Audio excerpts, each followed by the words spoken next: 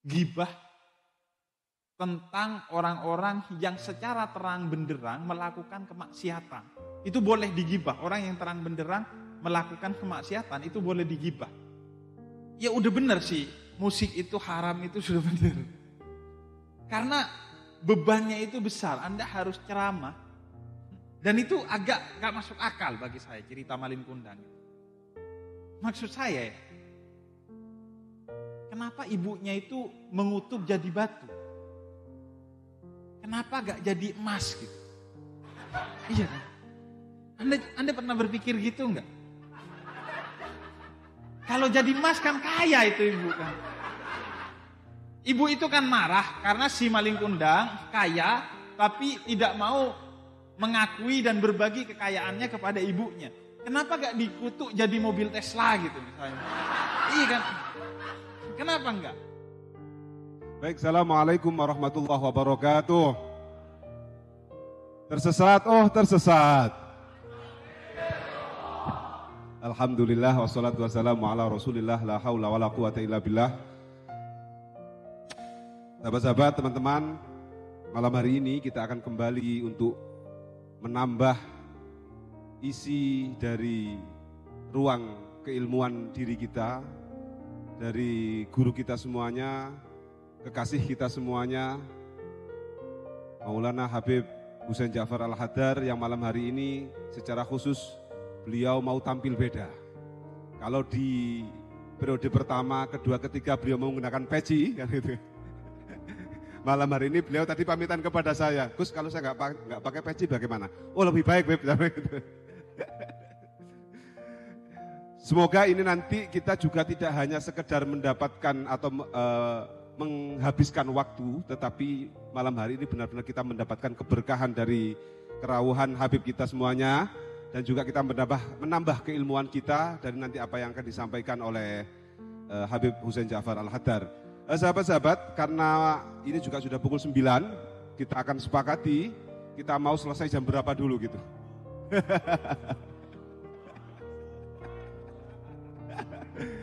Panjenengan enak tinggal dengerin aja gitu ya. Jadi nanti kita akan mendengarkan dari apa yang akan beliau sampaikan pada malam hari ini, kemudian akan kita buka tetap diskusi, pertanyaan, dan nanti ini ada, saya buka pertanyaan dulu Beb, karena kita ada channel Telegram Pemuda Tersesat Indonesia, di situ ada beberapa penitipkan pertanyaan yang nanti akan menjadi pembuka, dan sekaligus nanti kita sambung nanti di akhir sesi, kita juga akan memberikan kesempatan untuk teman-teman yang hadir pada malam hari ini untuk bertanya. Ada beberapa pertanyaan, tetapi saya sebutkan 2 saja Beb, ada 5 pertanyaan. Yang pertama, kita ini kan dilarang untuk bicarakan kejelekan orang lain, Beb. Tetapi kita seringkali mendengar, baik itu termasuk guru-guru kita, orang tua kita, membicarakan kejelekannya paman Abu Jahal, Beb. Kejelekannya Abu Lahab, kejelekannya Musailamah Al-Kadzab. Nah, bagaimana hukumnya membicarakan kejelekan orang-orang yang disebutkan tadi? Apakah juga sama kita membicarakan kejelekan orang lain? Itu yang pertama, Beb. Karena kelihatannya di sini juga bisa jadi banyak pengikutnya Abu Lahab juga ini, Beb. Itu yang pertama. Yang kedua, ada pertanyaan begini, bahwa orang yang sedang jihad itu matinya adalah mati syahid. Nah, di antara ada sekian mungkin yang hadir ini juga yang menanyakan ini gitu ya. Saya curiga, saya nggak tahu tapi mereka yang sedang jomblo ini, Beb, adalah para pejuang-pejuang gitu, Beb. Apakah mereka yang mati dalam kondisi jomblo ini, Beb, itu juga statusnya mati syahid gitu.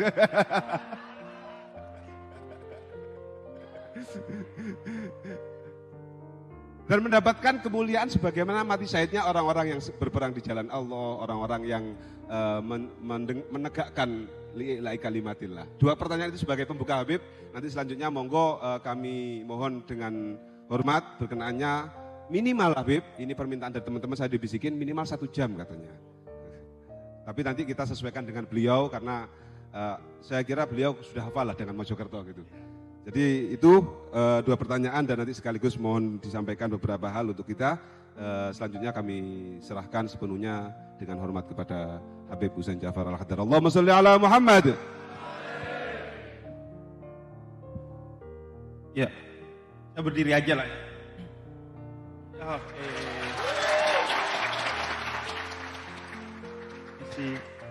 Bismillahirrahmanirrahim. Alhamdulillah wassalatu wassalamu ala Rasulillah wa la haula wa la quwata illa billahil aliyyil azim. Assalamualaikum warahmatullahi wabarakatuh. Waalaikumsalam warahmatullahi wabarakatuh.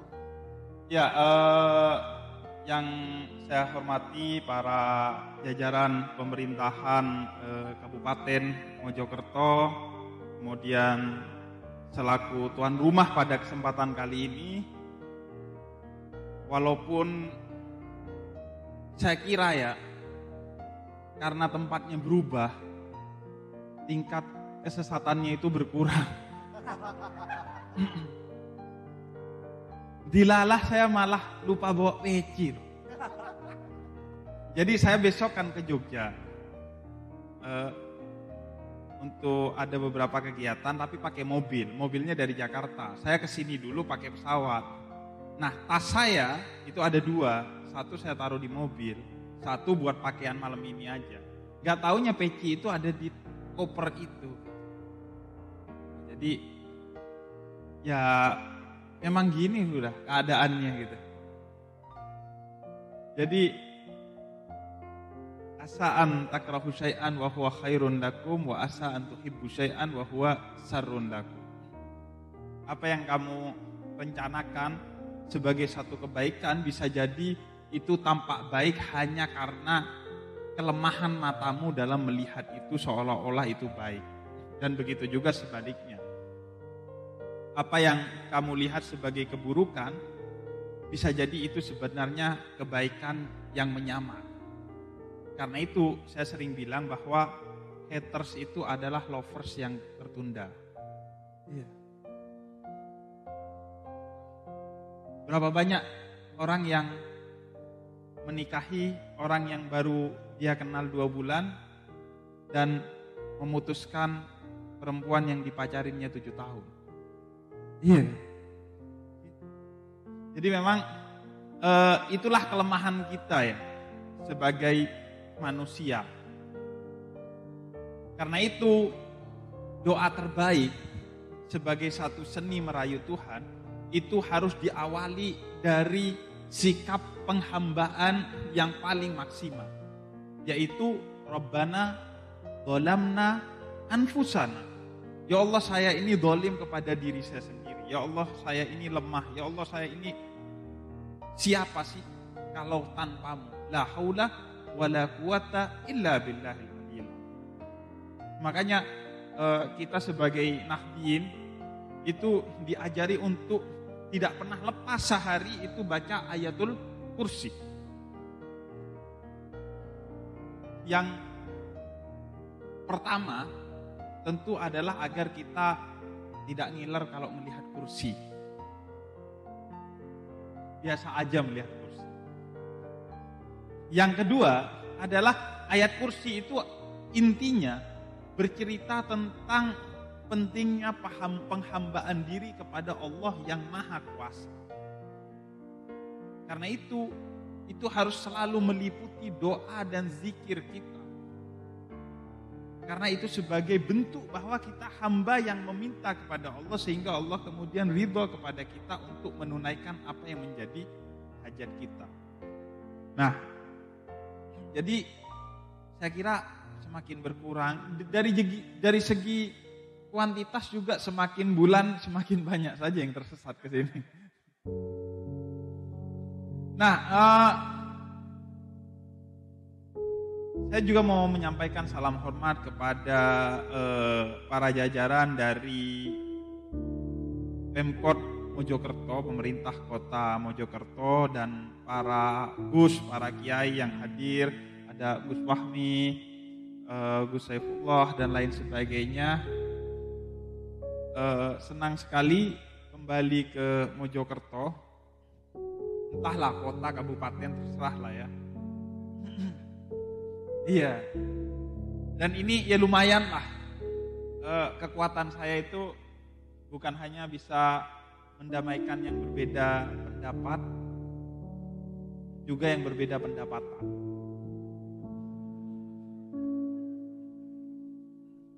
Jadi kemarin itu ketika saya ke Surabaya minggu lalu, itu tiba-tiba Anda tahu di Bandara Juanda itu, Anda kalau keluar sebelah kiri sebelum AW di pojok itu, Anda gak relate.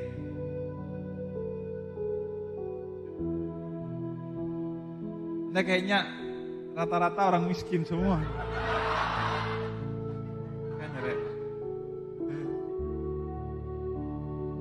Jadi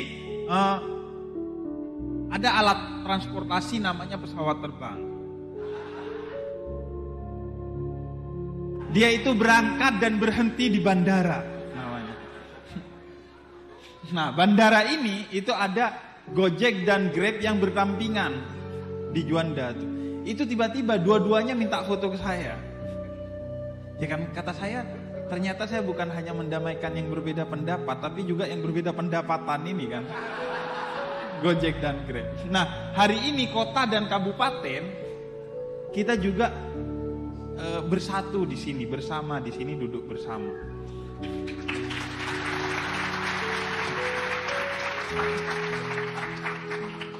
Jadi dalam samudera cinta, perbedaan-perbedaan itu gak relate.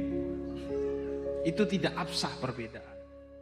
Jadi Anda jangan khawatir kalau harus mencintai orang yang berbeda suku, berbeda negara. Tenang, cinta itu lintas batas wilayah. Seperti malam ini, kita duduk bersama dengan berbagai perbedaan. Apalagi hanya soal fisik. Cantik itu relatif. Yang mutlak itu jelek. Iya. Orang bisa berbeda pendapat soal mana yang cantik. Tapi soal mana yang jelek, orang biasanya sepakat. Nah, jadi alhamdulillah pada malam hari ini kita ketemu di sini dan ya udah bener sih, musik itu haram itu sudah bener.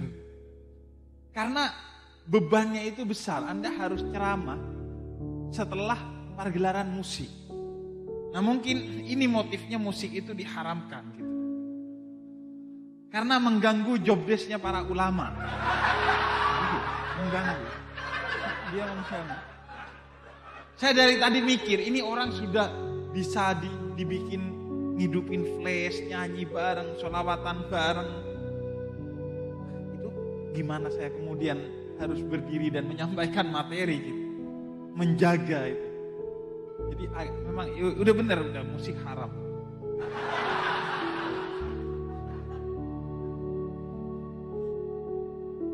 Tapi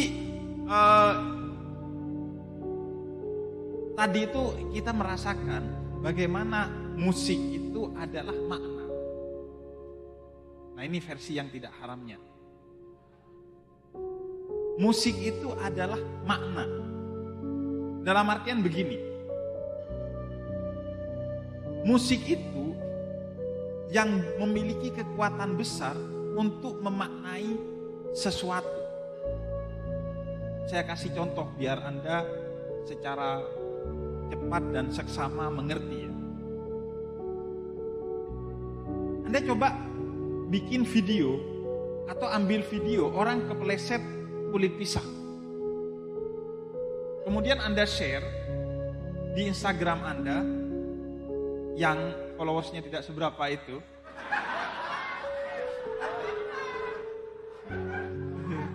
Iya. Tapi tenang, Nabi Nuh itu pengikutnya 80 orang. Layak lamun, itu Quran yang bilang, hati-hati dengan mayoritas. Karena mayoritas itu biasanya petang-tang-peteng-teng, akhirnya gak mau belajar karena egonya yang dikuatkan, bukan ilmunya. Iya kan, Anda kalau udah gerombolan tuh biasanya berani ya.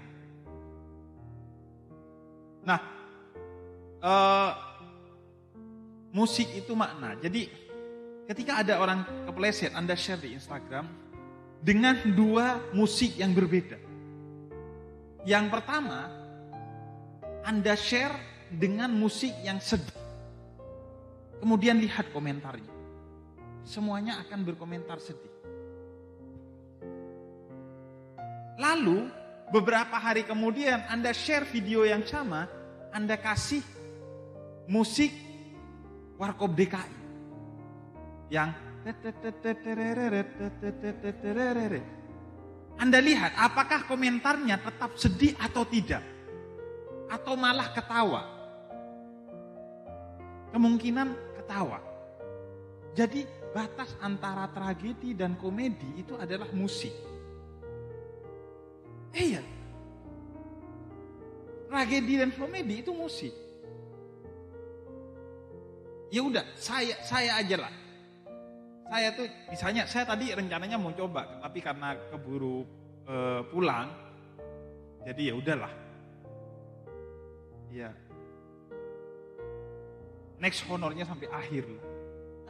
Biar gak pulang, biar kita bisa libatkan gitu. Nah, jadi misalnya ya, makanya banyak ulama hingga dai yang itu menjadikan musik sebagai salah satu instrumen untuk memaknai ceramahnya. Rata-rata kan ceramah-ceramah yang di-share dari para ulama di Instagram itu kan dikasih musik sebagai background ya. Dan itu lebih mengena. Karena musik itu menjadi framework bagi satu makna. Jadi Anda gak perlu menjelaskan tentang kesedihan satu cerita pakai musik sedih. Orang itu akan masuk ke frekuensi sedih. Dengan seksama dan seketika. Itulah kedahsyatan dari musik. Sehingga kata Jalaluddin Rumi, musik itu bisa menjadi instrumen untuk mendaki jalan menuju Tuhan.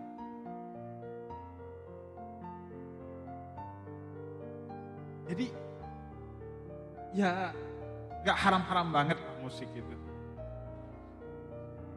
Ya, gak haram-haram banget. Anda cuma di sini mendengar ceramah tapi critical thinking itu masih boleh. Anda kalau di TV itu kan nanyanya betul apa betul ya. Itu kan tidak membuka ruang critical thinking sama sekali ya. Betul apa betul ya betul gitu kan. Kalau di sini kan haram halal ya pasar bebas. Anda mikir sendirilah. Karena Islam itu lahir dalam kepedean. Islam itu lahir dengan kepedean. Al-Quran itu menantang siapa saja untuk bikin yang seperti Al-Quran. Tapi ya nyatanya gak pernah ada. Nabi Ibrahim itu menjadi tonggak monoteisme dengan sangat gagah melalui argumen-argumen yang silahkan kalau kamu mau membantah. Matahari kamu jadikan Tuhan, terus malam Tuhan kamu siapa kata Nabi Ibrahim. Kalau bintang dan bulan Tuhanmu, terus siang siapa? Masa Tuhan sip-sipan? Nah ini ya siang malam. Jadi Islam itu lahir dalam semangat yang sangat pede. Makanya saya gak ngotot dakwah Islam. Jadi bagi saya ya udahlah.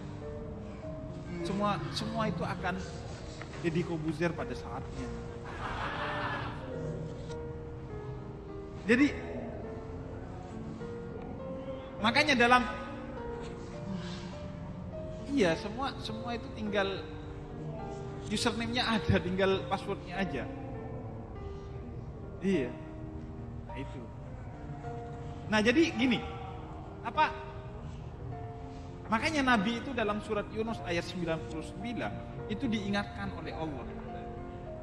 Kamu itu gak usah sedih kalau mereka gak ikut kamu.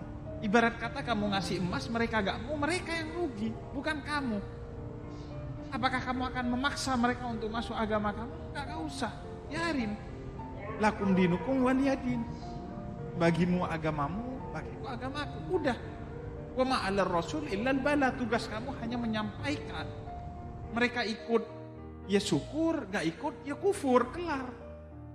Iya kan? Jadi Islam itu lahir dalam semangat yang sangat pede. Jadi yang punya eksistensi, punya kekuatan, itu adalah cahaya, bukan kegelapan. Kegelapan itu rapuh. Makanya tipu daya setan itu disebut sebagai satu kerapuhan dalam Al-Quran. Sifat tipu daya setan itu dhaifah, lemah, rapuh. Karena itu kalau masih ke-trigger sama setan ya Anda memang selemah-lemahnya iman gitu. Iya, kalau masih ke-trigger sama setan itu lemah. Nah, dari sana kemudian kan kita sudah kadung nyebut Abu Sufyan, Abu Lahab, Abu Jahal dan lain sebagainya. Pertanyaannya yang juga diceritakan itu kan sebenarnya adalah Fir'aun di dalam Al-Quran kan. Fir'aun juga diceritakan. Apakah berarti Quran itu gibahin Fir'aun?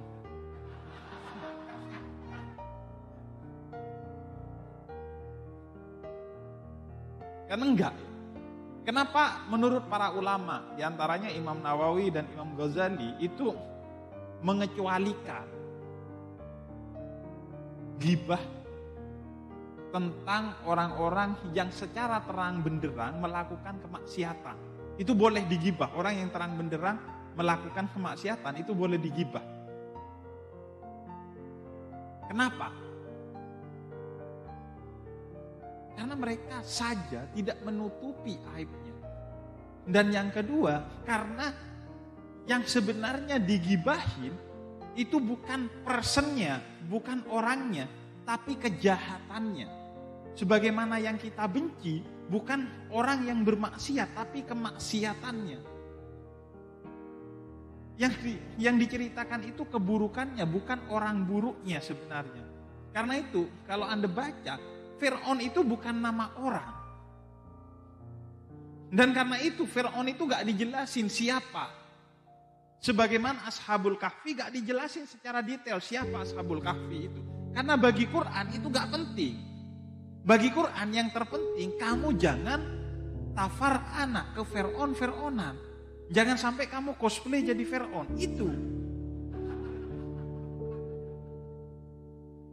Karena inti dari Fir'aun itu adalah kibir, sombong. Makanya dalam bahasa Arab tafar'ana dan takabbara itu sinonim. Sombong dan ke Fir'aunan itu sinonim.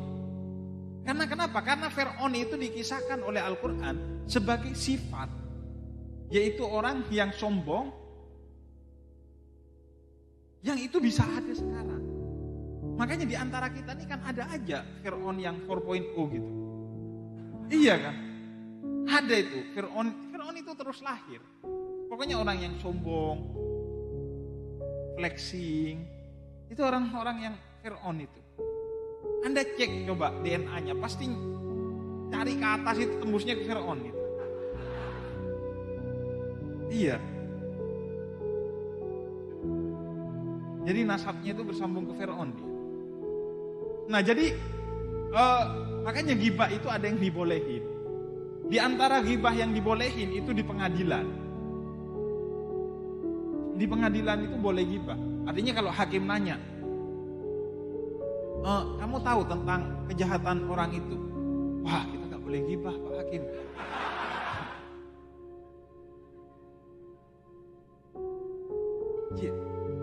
Bisa-bisa Anda yang dipentung pakai palu tuh.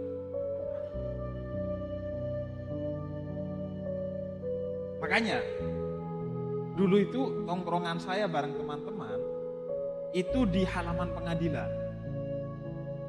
Biar gak dosa kalau kita ghibah. Biar gak dosa kita kalau gitu.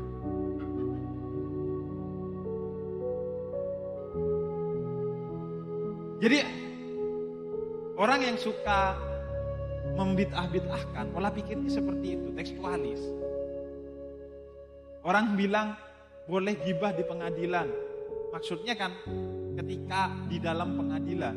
Nah, dia artikan ya udah kita ghibah aja di pengadilan. Iya.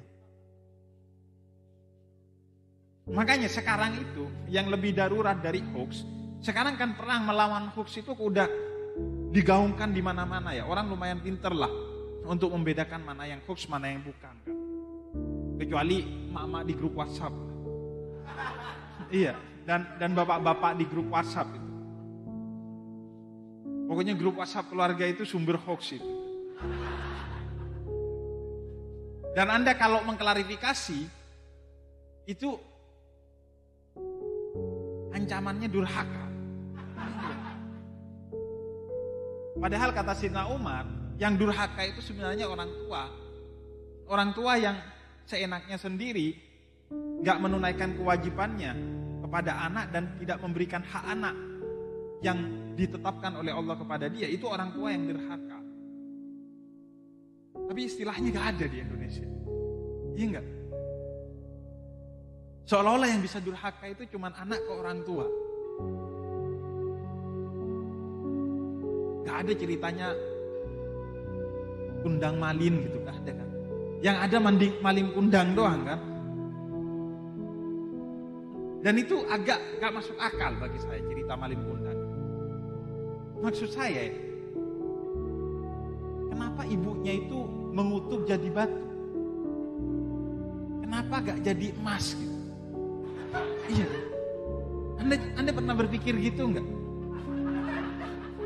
Kalau jadi emas kan kaya itu ibu kan. Ibu itu kan marah karena si maling kundang kaya tapi tidak mau mengakui dan berbagi kekayaannya kepada ibunya.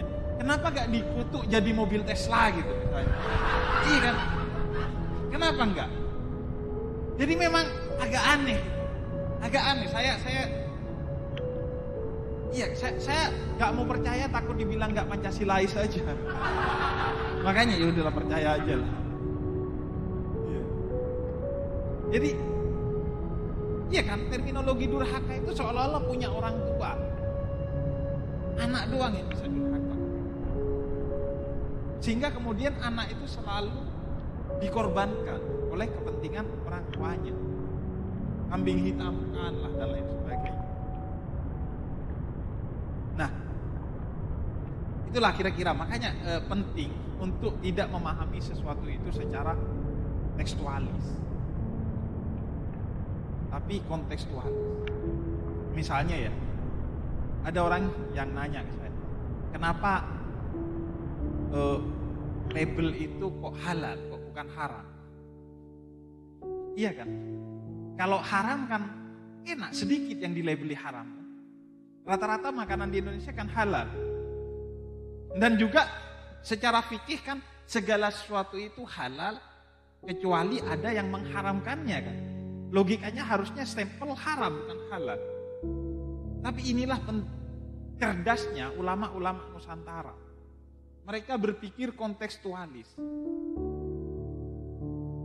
Ternyata usut punya usut, kalau labelnya haram, maka kerjaannya dikit.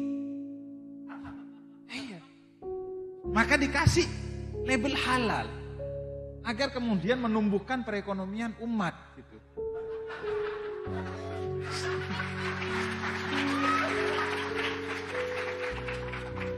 Sehingga ada wisata halal kan. Iya kan? Iya kan? Kalau stempelnya haram, masa wisata haram kan? Karena kan yang perlu dikasih petunjuk dan dikampanyekan serta dipromosikan itu kan wisata halal. Kalau wisata haram itu gak usah dipromosikan, rame pasti. Iya. Sebagai contoh, Anda tahu rata-rata riset menyebutkan orang itu mencari dalil atau rujukan ilmiah di Google mentok di halaman ketiga. Anda kalau cari dalil sesuatu atau cari jurnal untuk skripsi Anda, itu rata-rata orang Indonesia mentok di halaman ketiga. Maksudnya di slide ketiga. Jadi ada kan slide pertama, slide kedua, slide ketiga. Yang bisa membuat orang Indonesia sampai ke slide 10 dan lebih itu apa? Kalau nyari konten porno. Iya. Itu risetnya begitu. Jadi, iya. Iya. Lah Anda coba lihat aja riset. Atau Anda kan nggak perlu riset. Anda kan tinggal bercermin aja kan. Iya. Iya. Wong yang mendamaikan dua orang yang bertengkar itu adalah Lingkurno kok. Iya. Anomali, itu anomali itu. Banyak anomali di media digital kita. Kita itu negara dengan minat baca nomor 2 terendah di dunia, tapi minat berkomentar tertinggi di dunia. Terus apa yang diomongkan kalau gak pernah baca gitu loh? Anda pikir Anda inilah dunia atau gimana? Iya kan, dapat ilmu dari Allah atau wahyu atau gimana? Kan aneh, gak pernah baca tapi banyak bacot gitu. Iya kan, gak pernah baca banyak bacot, itu aneh menurut saya. Tapi ya udah gitu kita. Ya. Nah itu kira-kira pertanyaan terkait pertanyaan pertama.